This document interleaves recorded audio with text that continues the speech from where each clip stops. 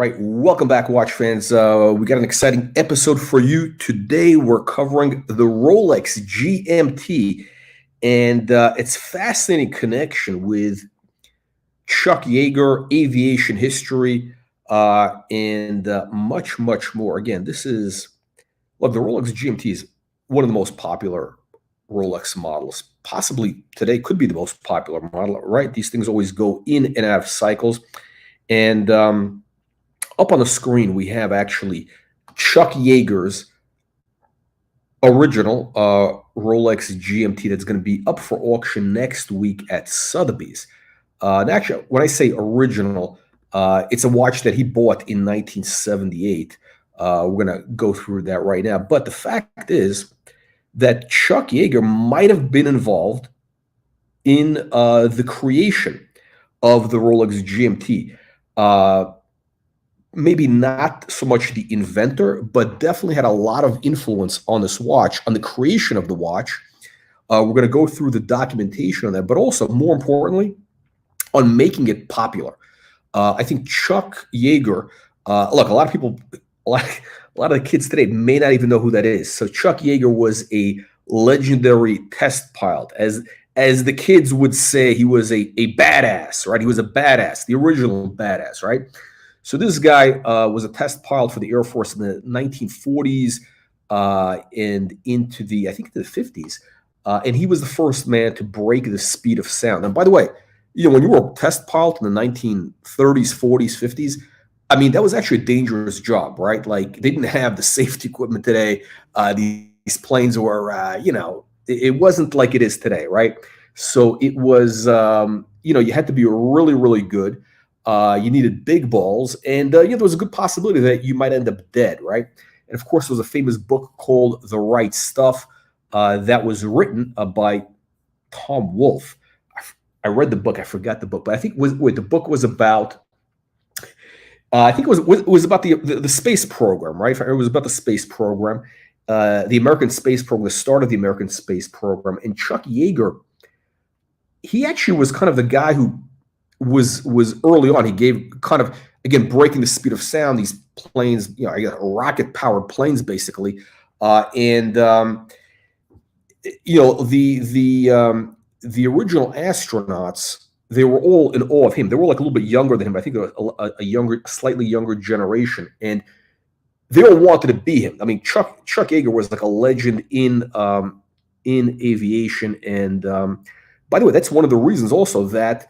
I think when he started wearing the watch, all the pilots basically, picked up on it. I mean, it wasn't just Pan Am; it was really Chuck Yeager.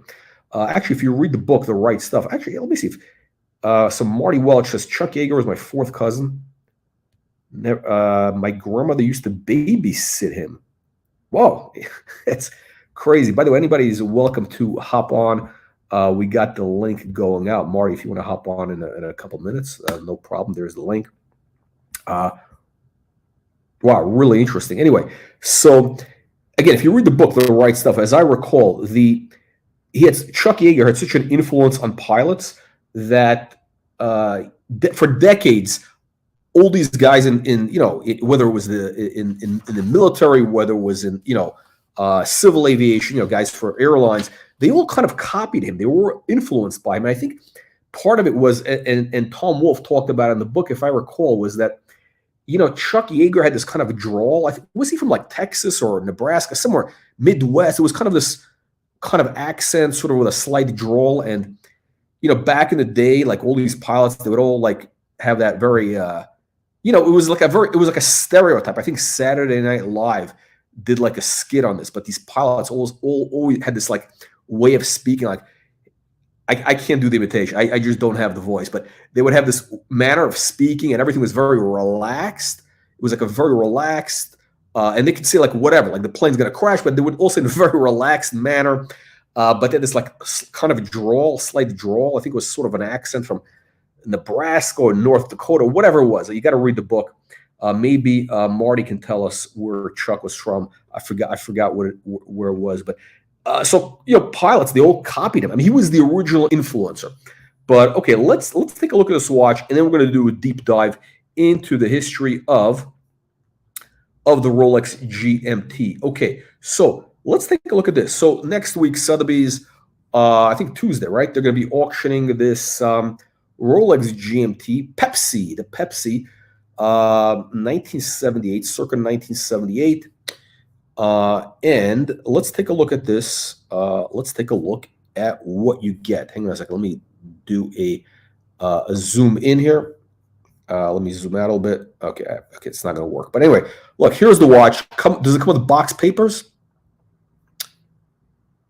It does, but it's better than that. It's not just the box paper. So what you're seeing here is the box papers, right? The full set. You know what's crazy is, look, all these pilots, again, any pilot that lives to an old age, natural old age, they're usually very, very meticulous. I mean, you got to be very, very anal, very meticulous. I mean, they keep immaculate records. Again, they keep their box papers, outer box. That's a real pilot. That's why Chuck Yeager lived to an old age. I think he died in his 90s, right? Now, I was actually taking flying lessons, and I was about 30 hours into it, and I was kind of having a hard time landing in crosswinds. But then I realized, you know what? This is not for me. This is not for me because I'm not that meticulous type of guy. I'm really more of like I don't want to plan, the whole thing out. I don't want to. I'm kind of more spontaneous, and that doesn't mix. Spontaneity and flying does not mix. So I figured, look, let me stop. Anyway, here's the full set, and let's take a look. What else do you get? So here is the receipt. He saved the receipt. That's right. Okay, this is the receipt made out to Charles Elwood Yeager. Okay, San Diego, California. That's Chuck. $210? He paid $210 for this? Is that right? In 1977. By check, it says, because it says how did he pay by personal check.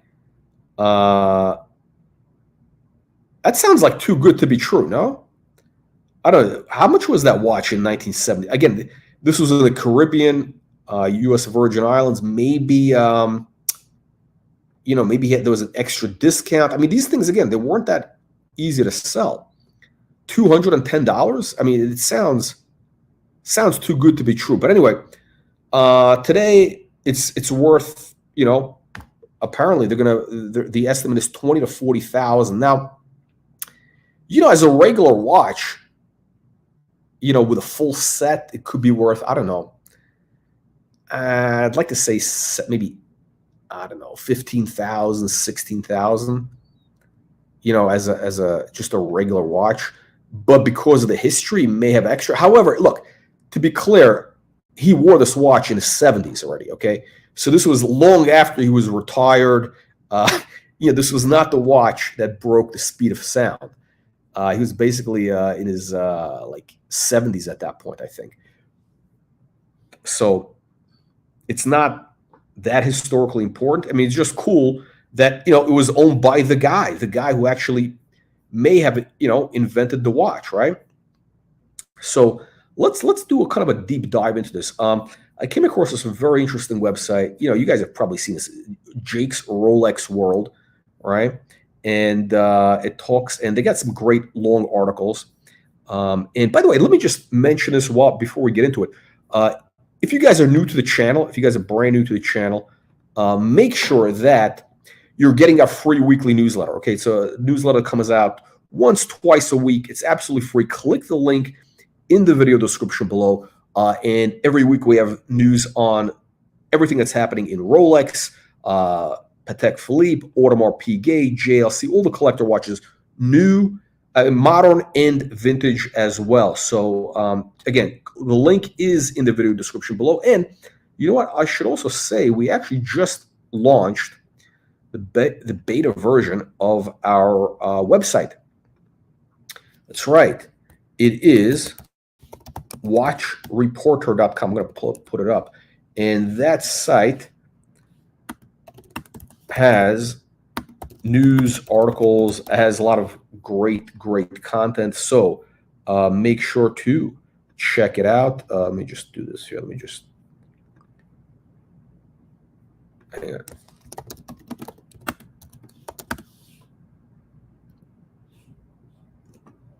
Okay, I'm going to put this up over here real quick. There we go. Hang on a second. Let me just stand by. Okay, and we're back. All right. So anyway, we actually have a whole link with a bunch of articles on this. Anyway, they got the whole full long story on Chuck Yeager. And by the way, you can get all these great stories by going to our website, which is watchreporter.com. That's right, watchreporter.com. And we got links to all sorts of articles there on Rolex, Patek, everything else. Anyway, so Chuck Yeager, again, he became a brand ambassador. He's got some stories. Hang on a second. Let's get to this. Again, this is him, And you see he's always wearing that Rolex. He's wearing the GMT, the Pepsi.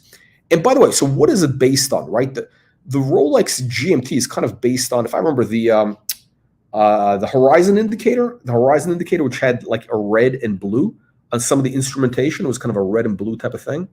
The article goes into it. Again, it's been a while for me. But anyway, so there's a cool letter here. There's a really cool letter. There's a pilot who wrote to Rolex. This guy, Bill Schrank, wrote to Rolex and basically said, hey, you have all these guys, you have all these, brand ambassadors, those famous Rolex ads, the Rolex ads where, they used to have, whatever, they still have some celebrity and then they got to watch. And he basically told Rolex, hey, you got to get Chuck Yeager as a brand ambassador. I mean, he's basically the guy that popularized the watch, right? And so Rolex writes back to him and says, okay, Rolex and Chuck Yeager have long been, quote unquote, friends. Yeah, they're a lot more than just friends, okay? Anyway, it is my understanding that he has helped contribute ideas to Rolex in the past on our watch development. That's right. So Chuck Yeager, again, contributed ideas to Rolex for the GMT, the GMT Master. He did. Did he invent it? He had a lot to do with it, I believe. Anyway, so he says retired general has been a candidate, but we have never been able to find a suitable copy.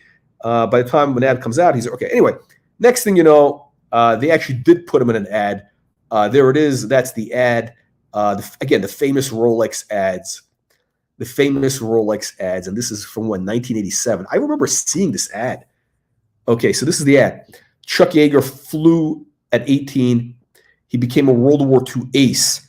And at the age of 24, he became the first man.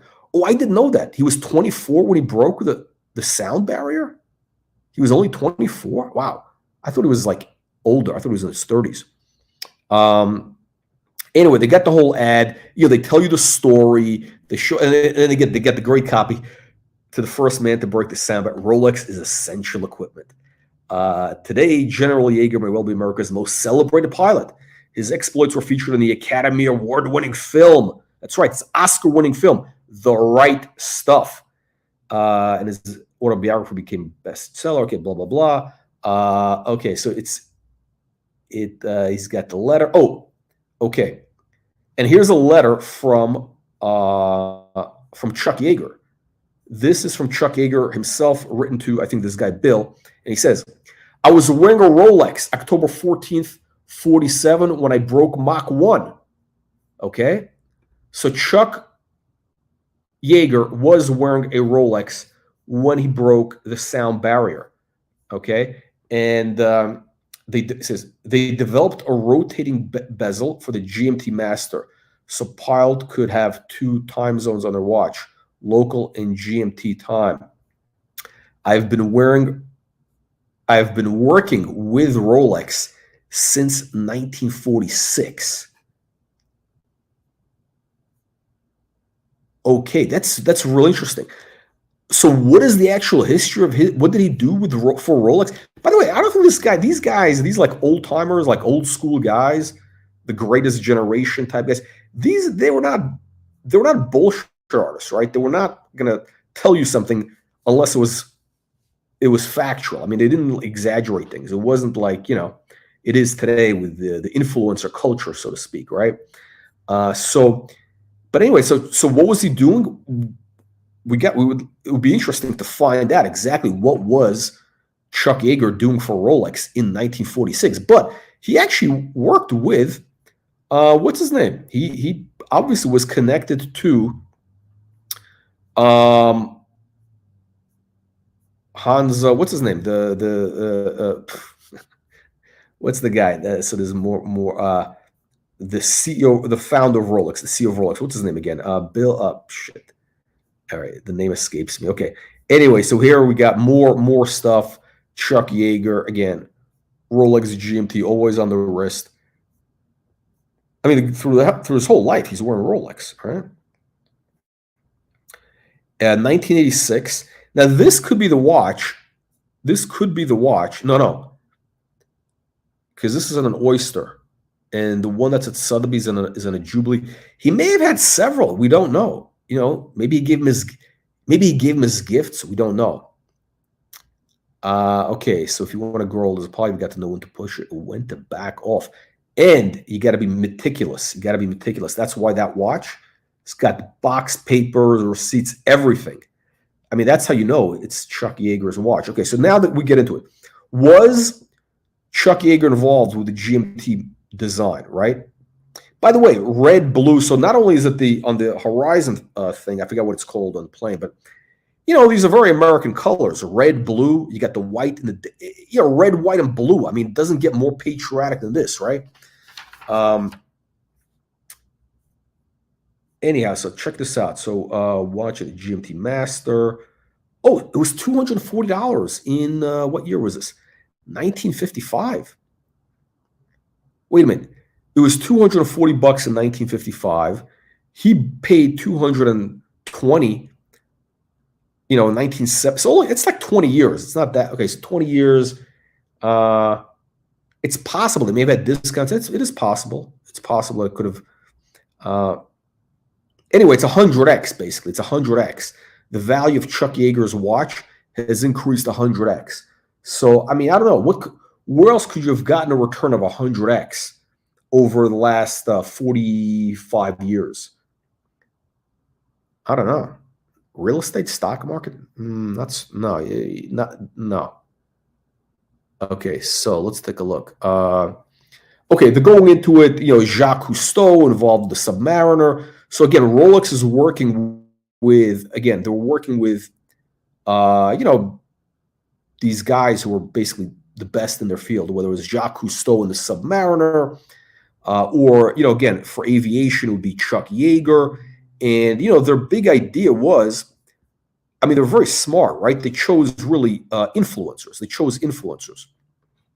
So the idea is that, again, if you get Jacques Cousteau, if Jacques Cousteau is wearing your watch, all the divers, everybody who's into the, ocean, whatever, seamanship, whatever it is going to start wearing it. And if Chuck Yeager wears your watch, every pilot is going to want to wear that watch. And by the way, Chuck Yeager was a much bigger deal than Jacques Cousteau. I mean, Chuck Yeager is like, a legitimate hero, right? I mean, like legitimate, war hero. I mean, right? I mean, ace pilot. Actually, what qualifies as a war hero? I don't know. Anyway, but the guy is like legitimately, the real deal. I mean, the right stuff, right? Hey, by the way, check this out. He's sitting in one of those old chairs, one of those old aluminum chairs. I remember these. That's so funny. That's crazy. I think these were like, there were so many of these chairs out there because these were like, I think the military may have bought those originally and then like they sold them off, and like every office had those chairs back in the day and they were still around. I mean, even I remember in my first jobs, I remember seeing those chairs in the early, I don't know, late 80s, early 90s, seeing those chairs. They're indestructible, basically. But anyway, okay, so we got, let's see, again, he's got the Submariner here. Okay, Hans Wilsdorf, that's the guy. So, look at the 1950, so signed photo bullet from Chuck Yeager. So Chuck Yeager sent this, signed photo to Hans Wilsdorf. That's, Mr. Rolex. And this is what Chuck Yeager sent to Hans Wilsdorf. I mean, they were like very friendly, apparently, right? To Hans Wilsdorf, if you should build planes, they would be the fastest in the world. And he signs Chuck Yeager, Lieutenant Colonel, USA. So the curious detail in the above photo is it was addressed to Rolex's founder, Hans Wilsdorf. The text suggests Yeager is complimenting Wilsdorf on his brilliant design and marketing acumen, which is highly suggestive that he's referring to the development of the GMT Master. And then there's another photo from Chuck to Rolex, 1954. Look at this. So this, I'm going to get out of here. I'm going to zoom in. And so this is what Chuck Yeager sends to Rolex. To Rolex, and he makes a little crown. He draws out the little crown. So the guy's a fan. The guy's a fan, right? He's making a little crown. Best regards and good luck. Major, I guess he's a major U.S. Air Force. Okay, there's his, that's the X1, I think it was, right? The X1. May 20th. Holy shit. Guys, do you realize this photo was, this was signed to Rolex literally, what is it? It's how many years? It's 50, 70, almost 70 years to the day. Today's the 29th of May, 2024. And this was May 27th, 1954, during the height of the Cold War. You got to think back. The 1950s. When this thing was sent to Rolex. I mean, America was the dominant superpower. I mean, America was on top of the world. Yeah, we had the Cold War and all that, but America was on top of the world. I mean, Europe was still just kind of, digging its way out of the rubble from World War II. I mean, you had the economies were starting to boom at this point. In Italy and Germany, obviously they were doing reconstruction and all that. So those economies actually started to boom. The Italian economy started to boom. Actually, probably their best years was the 50s and 60s, the Italian industrial miracle. So it was an amazing time capsule when this letter was sent to Rolex. And again, I think for Rolex, America was their market. And they weren't even that big. I mean, again, Rolex was a small company still at that time. They were just kind of wet behind the ears. And they were relying on America because that's where all the money was. I mean, they needed the U.S. buyers. China wasn't buying. The Russians weren't buying. The Europeans were still broke, right, after the war. Okay, so Nick Gould, oh, shit. Hang on. Okay, so the question I have is, okay, so anyway, they're getting into so Nick Gould, okay, so he says, I believe the blue and red GMT Master bezel was based on the instrumentation panel. Yeah, the instrumentation panel on the horizon indicator. The horizon indicator on the plane, like, I think it's, if I remember, it was different colors, but I guess it's red and blue, right? So blue means sky, like, blue is you want to be going that way. The red is the earth. Red, I guess, is danger. So it's all very logical, right? So blue is sky, and red is the ground. So that's the idea, right? Red, danger zone, and there it is, right? So that's kind of, I mean, for the GMT probably, right? But this is the thing. Yeah, it's pretty cool. I remember this. Altitude indicator. Yeah. Okay. So, okay. Pan Am. Everybody says, "Oh, Pan Am." Yes, Pan Am. So okay. So basically, they said that the somebody who worked there said that it was made to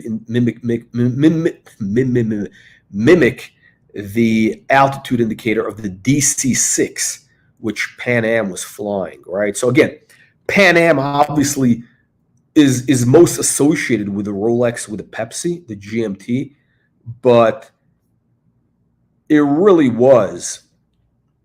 It really was Chuck Yeager, who was the guy. I mean, again,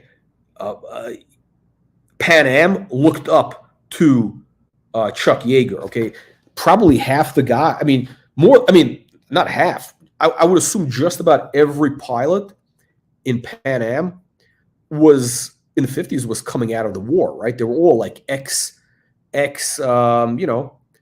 military pilots, Navy, Air. Was the Air Force? Wait, when was the Air Force invented? Was it before the war or after? Anyway, they were all ex-military pilots. They all just came out of the war, right? And they knew that Chuck Yeager was that guy was a superstar. He was a superstar. So if Chuck Yeager starts wearing that watch, there you go.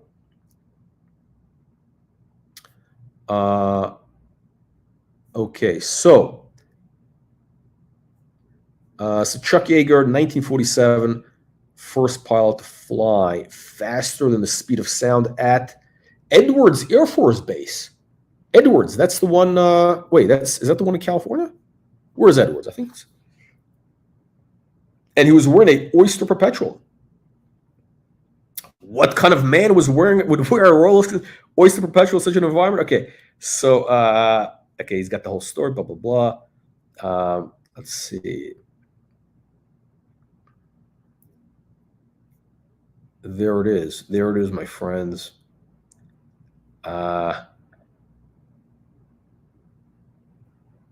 Wow.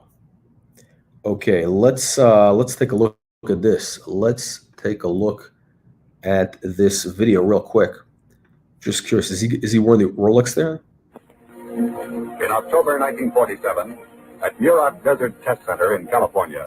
Hang on, guys. Let me get this. Hang on.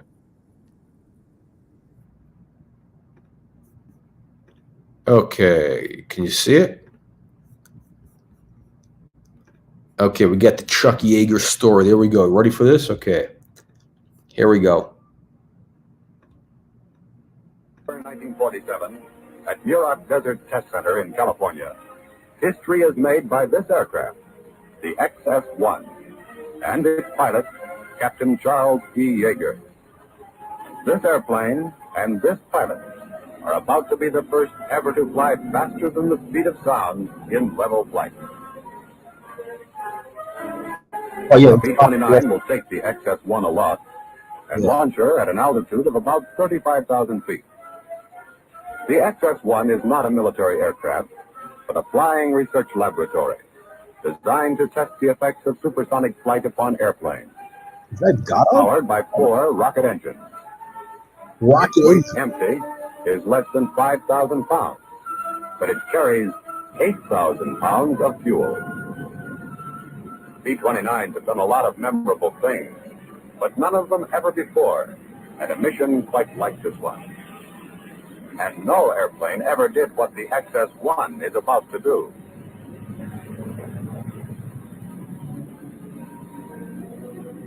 Here we go. Tracking the sound barrier in level flight. They're doing it. They're going to do it. This is basically the way they're trying to do that Virgin Galactic, right? They launched the rocket plane off a off a bomber, basically. Will be more than a spectacular feat. It will also give the Air Force valuable knowledge of the resources of new propulsive systems. Captain Yeager gets aboard the XS-1. It can't be a long flight he's going to have in the little aircraft. At full power, the flight can't last more than 2.5 minutes. It is going to be a fast one. Wow, it's good.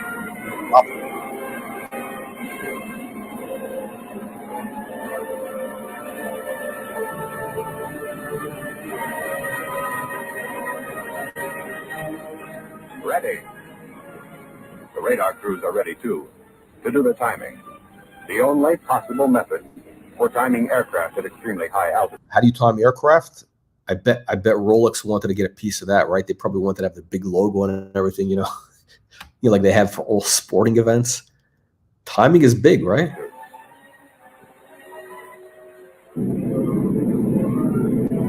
There she goes. A big moment in a history-making flight.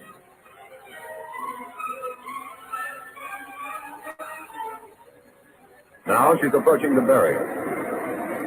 The speed of sound at 35,000 feet is 660 miles per hour. The really big moment. Through the sound barrier. The first time ever in level flight. For the first time, except in dive, a man has flown an airplane faster than the speed of sound. It earned Captain Yeager many honors, and the historic plane, the XS-1, earned the resting place in the Smithsonian Institution.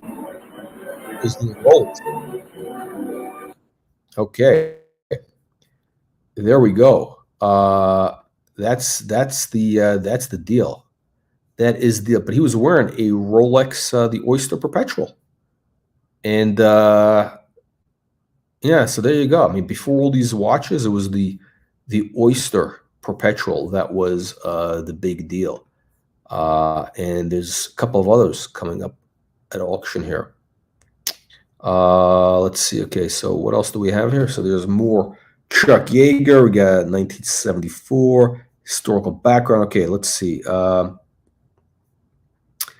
There is the there's the plane. That's the X1. What was that? That was another one, right? That was, yeah, I forget the names of these guys.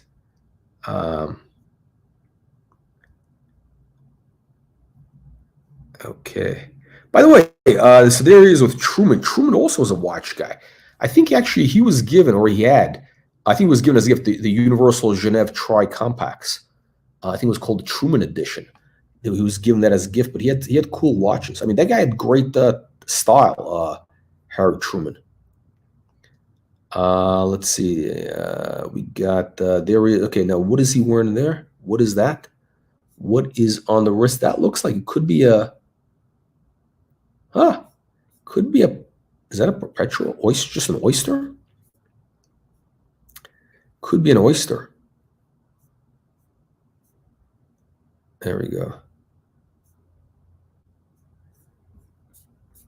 There he is. Okay, and that's it, my friends. That is the story of Chuck Yeager. Now, by the way, check this out. Our website is now launched. That's right, the Watch Reporter website. So what's on the Watch Reporter website, you're asking, right? We'll give a quick plug. We got a lot of deep dive articles on watch knowledge. That's right, knowledge is power. For example, everything you wanted to know about vintage Rolex GMTs, right? We got links to also deep dive articles. Deep dive articles are linked through these over here, right? It's like we're an aggregator of knowledge. We got another article in the, again, I'm not even a GMT fan, but we just happen to have a couple of articles on the GMT. Again, more pilots and whatever. And this guy here, this guy is the grandson of the guy who dropped the bomb on Hiroshima, the guy who flew the Enola Gay. And he was given that watch from his grandfather, the guy who dropped the bomb on Hiroshima. This watch, that's right. I mean, he didn't wear it when he dropped the bomb, but he wore it later on in life, and he gave it to this guy, his grandson. And his grandson here, he's in a, what is it called, the B-2? The B-1, the B-2, whatever, the stealth bombers, right? And he talks about whatever. We got articles on, how about the Cartier crash? Everything you wanted to know about the Cartier crash. Again, we got this links to a deep dive article. How do you get to it? Well, you got to go to the Watch Reporter website. Now, how about this? How about double signed dials, right? Everybody knows about these double signed dials, right? That's the hot thing. Tiffany dial, Gubelin, whatever, all these different dials, right? And in here, we have an article. We go to a couple of articles. Actually, when you click that link, it gives you a whole deep dive on all the different important retailers that worked with, let's say, Patek, Rolex, etc. This one is Gobbi, Milano. Great Patek. This is, I think, from the 50s. And yeah, this article where we link from, it goes to, you know, the whole deep dive. And like there's like 20 different brands, but, you know, only a couple of them are the major ones, right? And how about Gerald Genta, right? We have a whole deep dive into the Gerald Genta story. Again, when you click that link right there, you click that link that's there, that takes you to a lot of great information on, you know, the history of Gerald Genta design, right? And by the way, this watch over here, these are rocketing in price. Okay, this is the next big thing. It looks a little funky. I think it's actually kind of ugly. But again, you got the octagon, of course, the famous, he loved the octagon, right? Gerald Genta. And this is his own brand, and the Gerald Genta watches are increasing price. And we talk about why, and it goes into all that. Again, you got to go to our website. That's right, the Watch Report website. See, look, this is not just another YouTube channel. We got a whole media conglomerate here. Okay, this is a massive multimedia conglomerate with the YouTube, the Instagram, the internet, the interwebs. What else do we have? We got we got our email. That's right. And you got to get our free weekly email. How do you do that? Well, you click the link in the video description below. All right, guys. Leave your comments below. Let me know what you think of, you know, what we talked about. Chuck Yeager, Rolex GMT. I wish Marty would have come on, but Marty. So one of our esteemed audience members is related to Chuck Yeager. Again, this channel we only get. I mean, we get really the elites. That is who comes to this channel. All right, guys. Again, leave your comments below if you're watching this later. And we'll see you on the next one.